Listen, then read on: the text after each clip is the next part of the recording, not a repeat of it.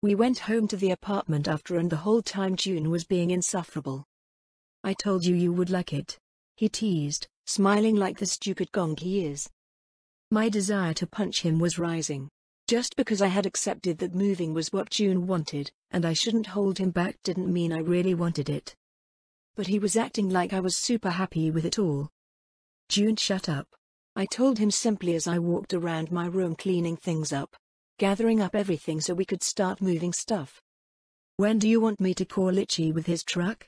Wait, when does the lease and stuff actually go through? How did leasing even work in Night City?" "What do you mean, it's already ours?" June said as he popped his head around the corner from his room to look at me. I narrowed my eyes.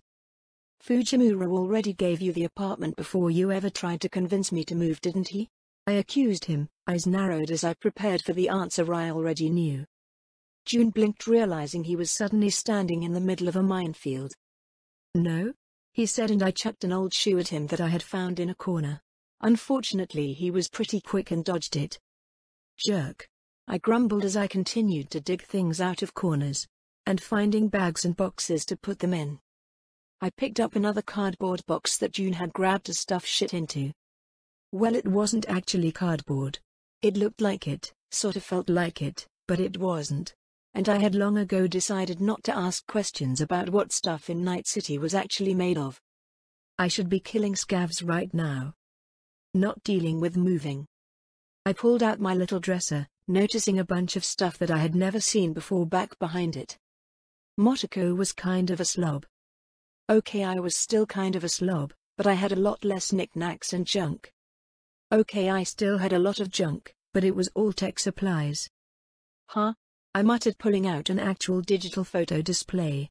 I switched it on and blinked. So that's what I looked like before.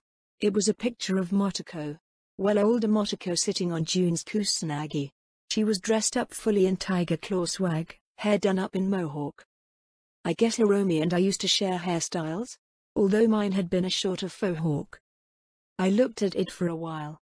I had no real connection to it. June was younger. Probably 15? He looked hilarious with his tough guy wannabe looks. No, wait. That means he would be around Itchy and Malcolm's age. He was a wannabe too. Oh man.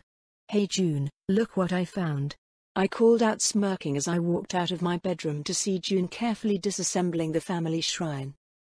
"What did you find?" he asked solemnly as he slowly took down a picture of our parents. "Nothing that interesting. Need some help?" I asked as I threw the picture frame onto the couch and moved to help June pack up our family shrine.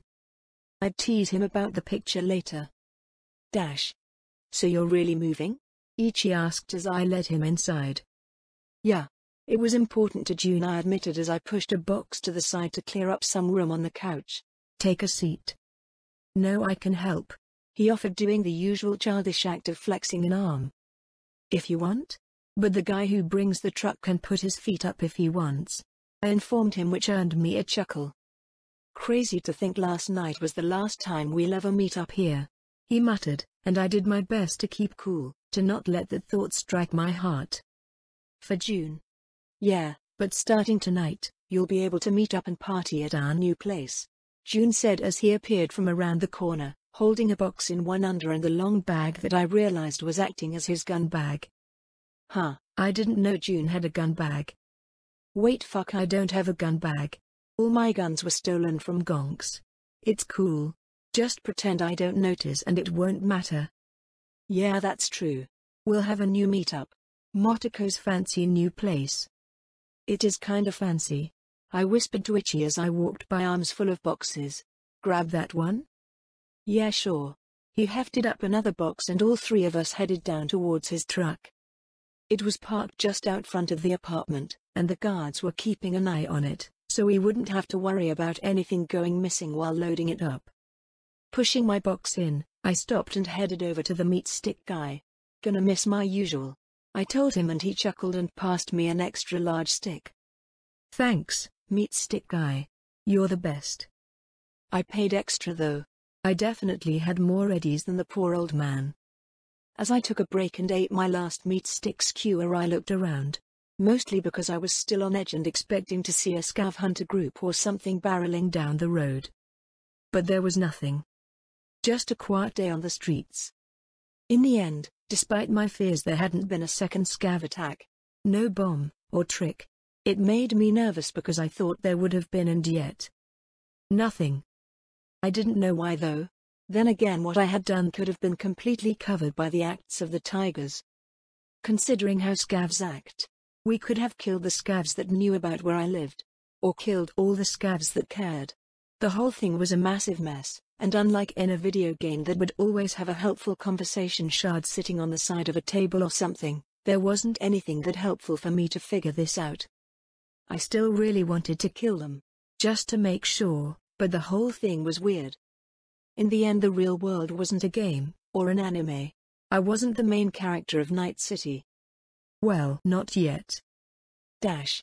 Well, this is it, June said as he dropped the last box of stuff into the middle of the living room.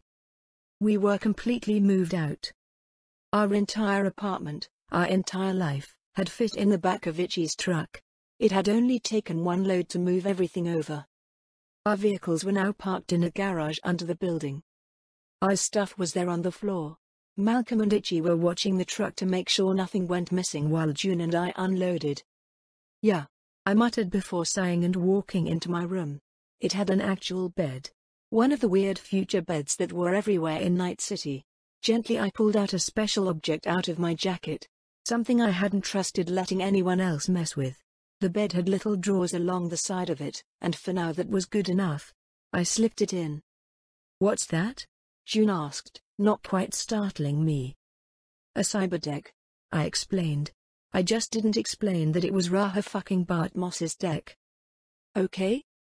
It's rare, one of a kind, so I kept it on me. I told him and then shrugged, heading back out to the apartment. I'll go get the boys. Yeah, sounds good, June said, looking at the pile of junk that we had stacked up on the floor. He sighed and grabbed the first box. That's right, June. Suffer at the knowledge that moving sucked. I headed out. The hallway as usual was so fancy it almost made me uncomfortable. I kept checking my boots to make sure I wasn't tracking mud on the carpets. But as I walked past the apartment right next to ours, I heard something that halted me in my place. Music. Not recorded sound, but someone actually playing an instrument. I stopped to listen for a moment as the tune came through the walls. Huh? They were good. I hummed along for a moment as I let the song play through. I liked it. The musician had a recorded track they were playing with, a lot of recorded sounds, and a definite Japanese electronica groove. Honestly, I was just thankful it wasn't us cracks.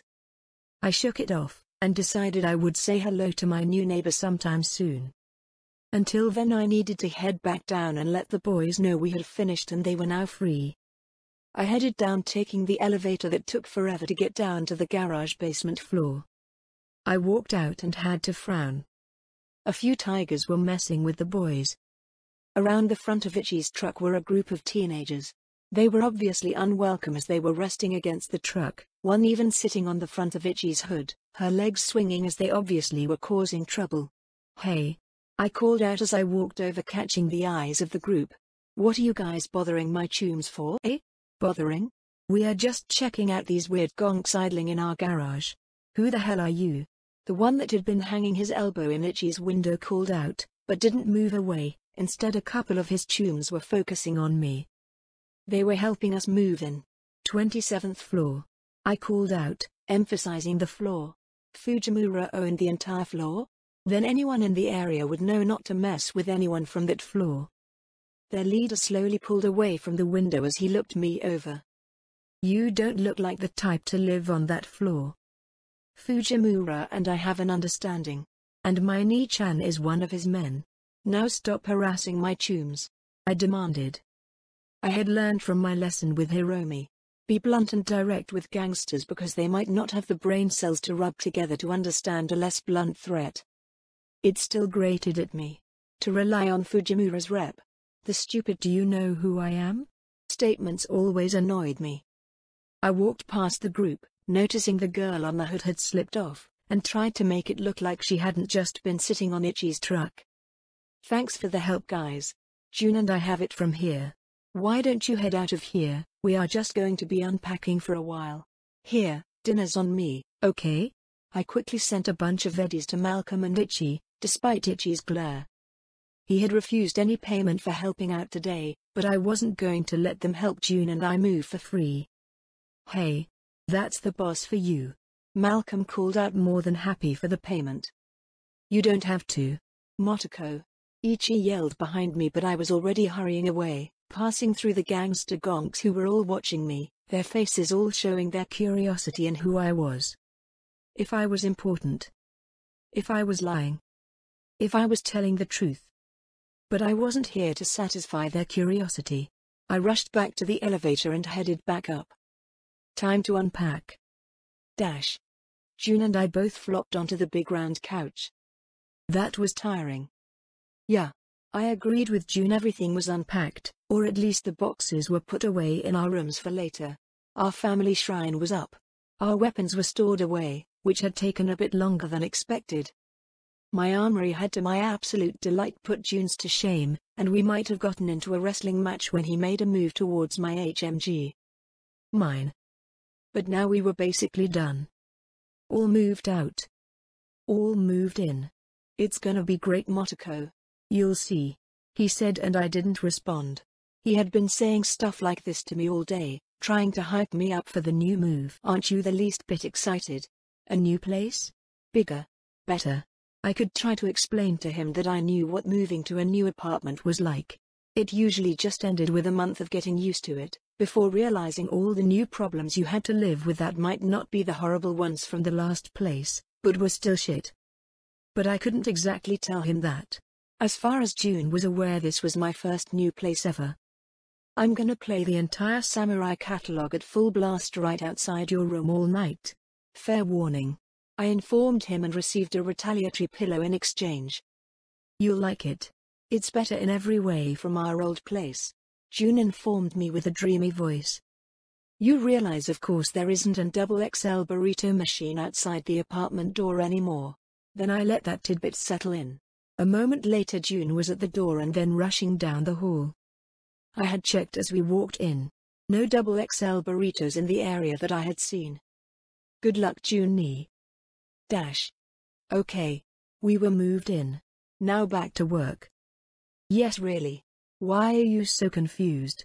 You sent the shard with the code over, and I just spent the last couple hours debugging it. It's done. I expected you to take at least a week checking it over, Motoko. Please make sure you are thorough. I sighed audibly and rubbed my face. I've already gone through it all, Yoko. I'll add a file into the shard showing everything I fixed just so you can be sure, but I'm done. There isn't anything else that needs to be fixed unless you want me to start rewriting the code from scratch. The line was quiet for a while. Very well. I'll have a runner come by your new place for a pickup. I'll confirm the work, and message you when I've found an issue, or written off the favor. Perfect. Talk to you later then. I hung up. Wakako was right. Hanging up on people that were annoying you was great. I groaned as I flopped on the couch. Between coding work and moving in, I was done for now. June was still bustling about his room setting things up, looking happier than I had seen him in a while. Stupid June being happy about this crummy apartment. I wanted to go kill scavs. I rolled up and rushed to my room. Grabbing my ammo and Mac stock pouches, I suited up. If I went fast enough, June wouldn't catch me leaving and bother me again. I geared up quickly, grabbing my Kangtao armor and doing a full suit up.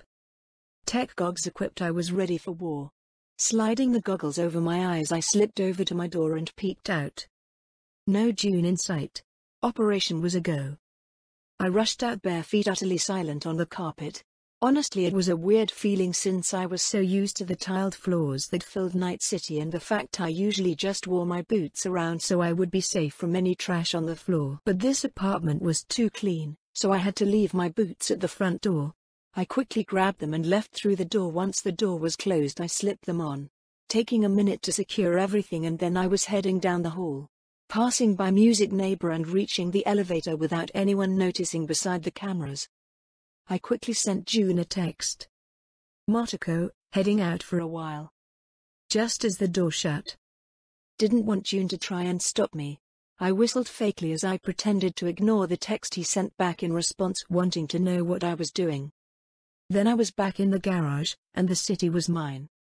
I walked out, stalking towards where June and I's parking spot was located, ignoring the attention that the tiger teens gave me as I walked around.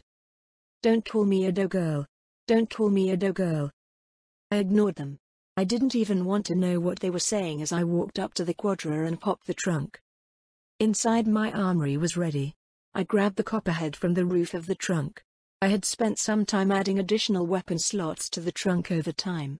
Honestly, I had a few cutouts that I didn't even own yet, but more as future desires. I patted my Nekomato a bit as I left it behind. I needed to work with Jackie and V and stuff more. I would get more sniper work with them, I felt. But I ignored that as I walked to the driver's seat and laid my copperhead in the passenger footwell, so I could grab it quickly if needed. I had a few more places to hit tonight. Time to get to work. Second sight of the night. The first location hadn't even been a real scav den. Just a small storage unit that 3 gonks that were definitely not official scavs, just fuckers willing to do horrible things to people. They were all dead now, and I had the XP to prove it. 500 XP gained. 500 XP gained. 500 XP gained. I don't care if you were official scavs, or just some assholes ripping people apart for eddies. They were all fucking trash in my opinion. But that had just been on the way to Haywood. The building I was parked just down the street from was the bigger place I had ended up skipping to go to the Maelstrom meeting.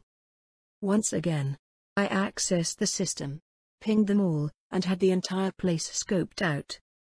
I was once again stacked up on the door. I waited half a second to see if June would call me to interrupt again, but it never came. Go time. I surged through, rifle leading the way. I couldn't just shoot through the walls this time.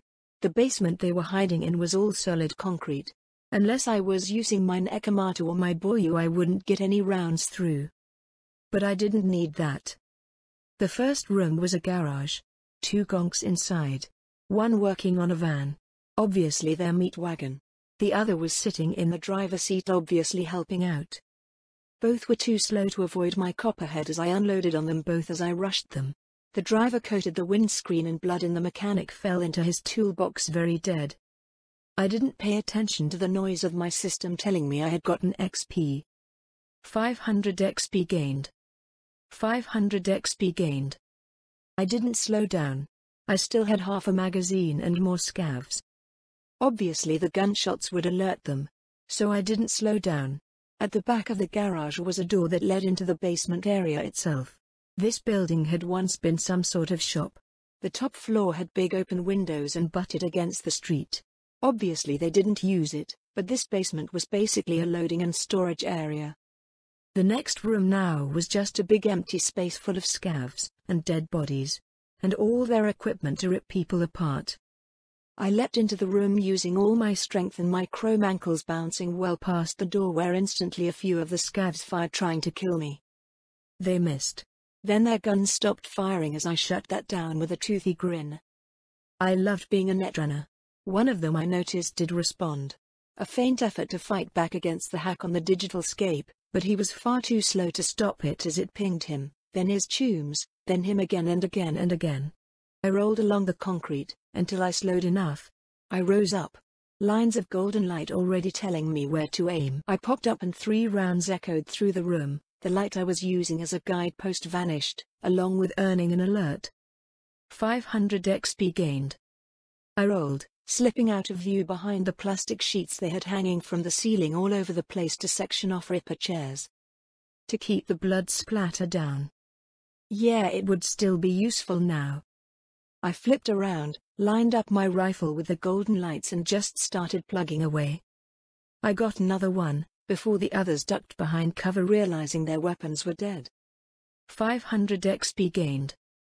Who the fuck is attacking us? A voice called out, sounding terrified, and I could practically hear the noise of metal on metal as he desperately tried to get his malfunctioning gun to work. Some bitch. Watch out for more. They got a netrunner. Don't worry. I called out in return, using my sexy Motoko voice as well. I was recording after all. I'm the one who is going to send you all to hell. I yelled out, excited for what came next. I shifted back up to my feet, still crouched, and then leapt. The plastic sheet kept me from view until the last moment, when I hit it at the apex of my jump and then ripped through. They freaked, leaping out of cover, desperately pointing weapons that weren't functional.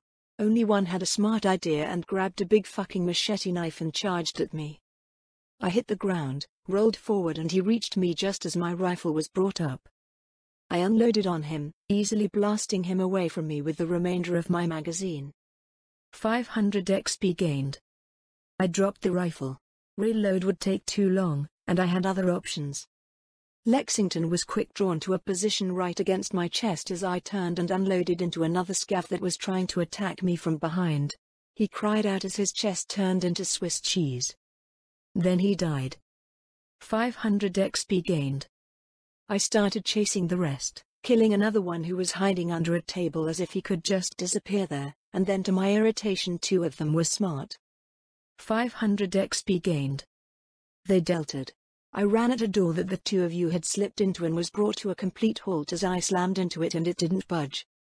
I slammed the handle again and pushed, but the door barely budged. They had thrown something heavy on the other side. Fuckers. I turned and ran.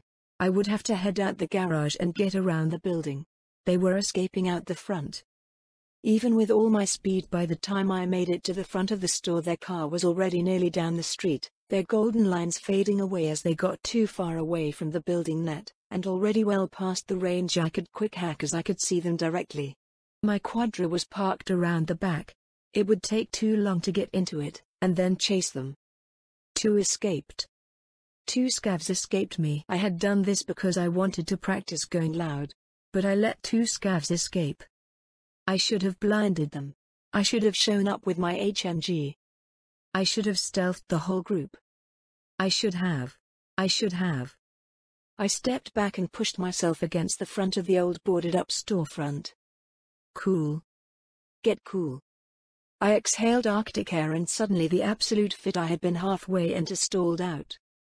I'm okay. Mistakes happen, and we learn from them, I told myself. I had almost just had a complete freakout over letting 2 scavs get away. Yeah, that wasn't a healthy sign. Fuck. Dash. I ignored everything as I headed home. I still had more scav dens I could hit, but I was obviously not handling this whole situation as well as I thought I was. The apartment was quiet as I stomped in, flipping off my boots at the door with a few wobbling bounces as I then stripped out of my armor, letting it just drop to the floor. There was a ton of floor space. Plenty of space to leave things for later.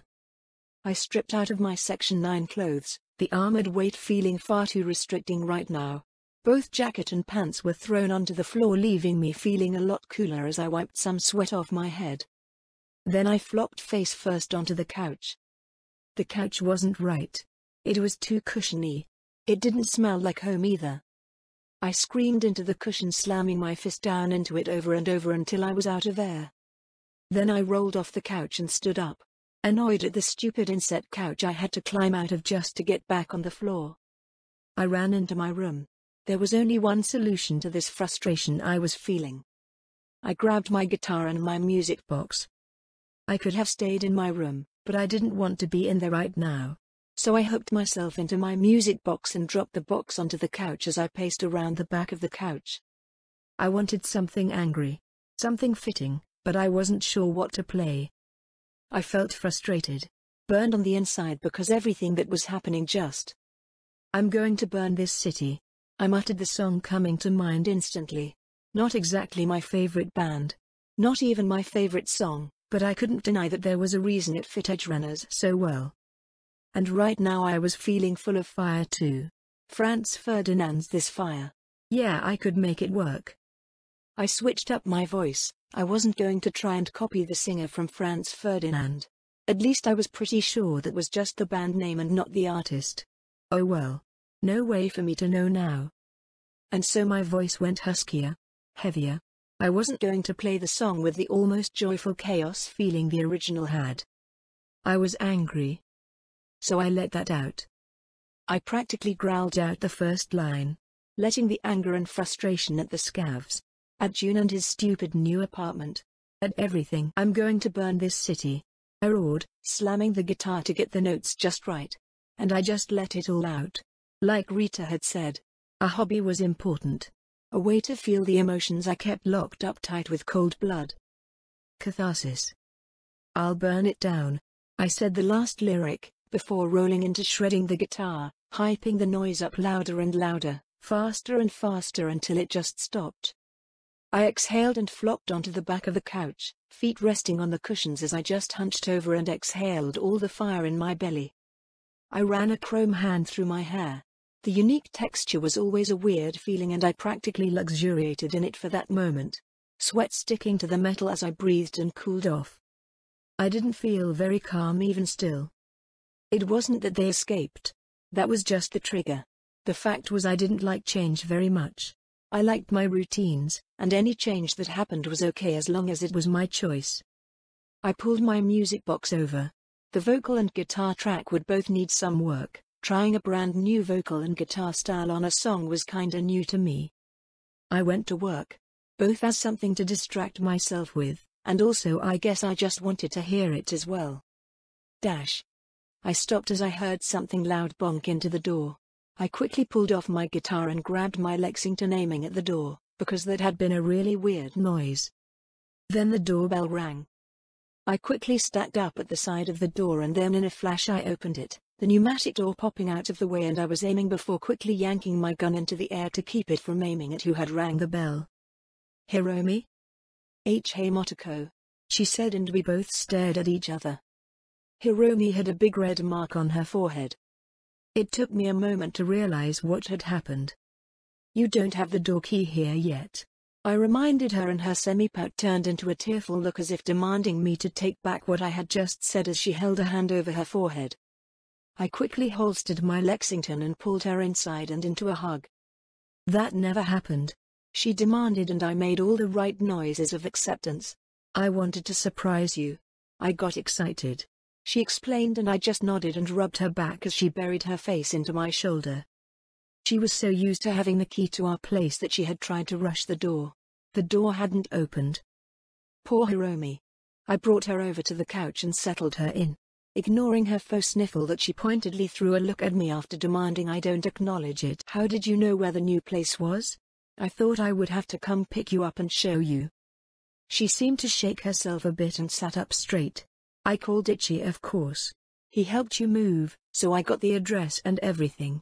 I couldn't use the elevator, so I had to use the stairs. She whined at me. I actually blinked at that. You should have just called. I would have come down to get you. I wanted to surprise you. She whined and I couldn't help but start laughing.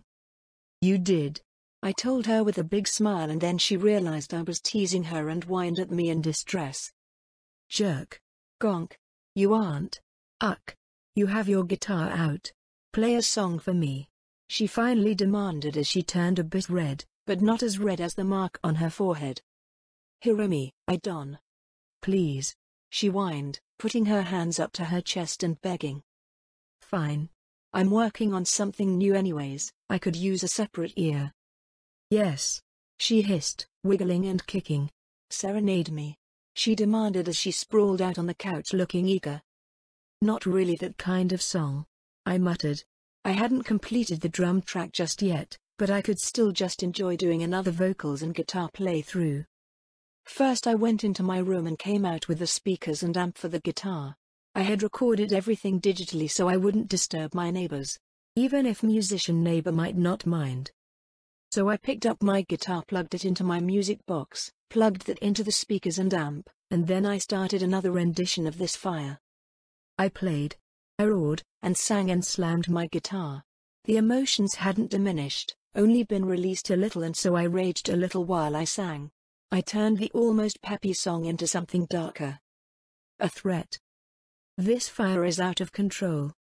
I'm going to burn this city, burn this city. And so I played for Hiromi, but mostly I played for me. For the Motoko that didn't want to obsess with killing every scav in the city and just wanted to do whatever crazy thing that came to my mind. For the Motoko that as much as she wanted to fight and kill, didn't like at all that others could turn it back on her, could harm her, could harm her friends, her family. I was breathing heavily when I finished the song.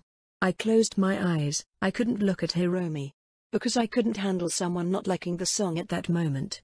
I pulled off the guitar and stood up, taking a moment to remember where the fridge was. I grabbed a can of whatever the hell this was. The logo and stuff was so artsy I couldn't tell. I popped it and drank it down. I've had worse, but I felt off. Weird.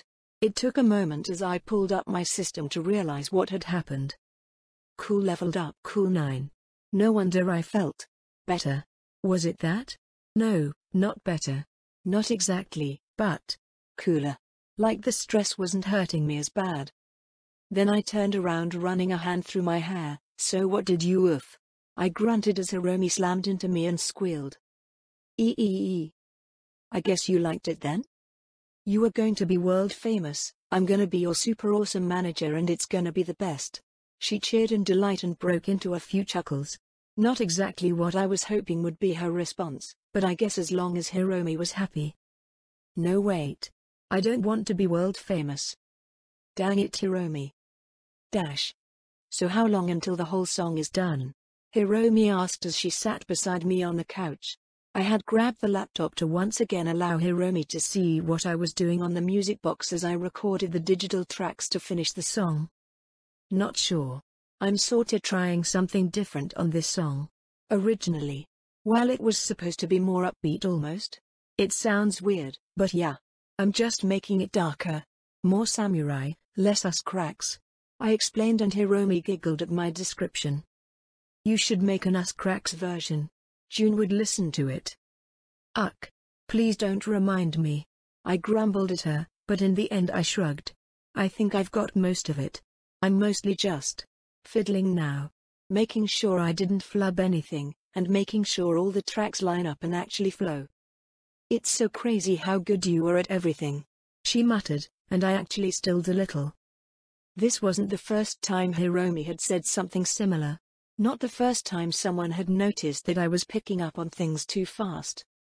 I started to stutter, tensing up, but Hiromi practically leapt on me in response. Whoa. I didn't mean anything by it, Motoko. You're so amazing. I'm just a little jealous. You can do basically anything, it's just a little intimidating, I guess. Trying to keep up. I quickly shoved my guitar off my shoulder and reached over to grab at Hiromi, to her surprise, as I pulled her bodily into a hug. A tight one so she couldn't escape. It's not a race. And I'm way behind in tons of things, but I don't. Please don't think you need to compete. I need my best tune. I said, burying my face into her neck as I used every one lick of knowledge to grapple Hiromi in an unbreakable hug. Hey. No way am I going anywhere. You are stuck with me forever. Hiromi responded, and I nodded into her shoulder as I still refused to let go. Hiromi didn't seem to mind, just patting my back this time. You okay, Motoko? The song, and now this. You seem a little stressed. I don't think I'm handling all the stuff that happened as well as I would like. I admit, speaking into her jacket, letting the texture muffle the words a little and create the disconnect that lets me share. I hate that we got attacked at home, and now, June moved us here, and I didn't want to move Hiromi. I miss home already. Oh. Hiromi whispered and then tightened her hug on me as well. Sorry. I ended up saying a while later when I finally pulled away from Hiromi. I hadn't cried, but it was definitely a close call. Thanks, cool. You don't have to apologize. I'm just. No, that's gonna come out wrong. She said and then flushed at even saying that. What? It's nice that you aren't completely put together. Getting homesick after a move. I guess it just means I don't have to be perfect yet either. Sorry, that sounds stupid since this is obviously bothering you, but. Nah. It's okay. I bumped her shoulder to add weight to my words. Hiromi perked up, obviously deciding to change topics. I like your new song. It's very rockaboy. Are you going to record it into a BD like the last one? Or are you finally ready to let your number one manager Hiromi set up a gi? Nope. Or, she whined, but I was laughing. Number one manager? Hey, just being honest, she said with a wink, and we both broke into laughter. You gonna stay the night tonight? I asked suddenly, and Hiromi nodded firmly. Good. I could use the company.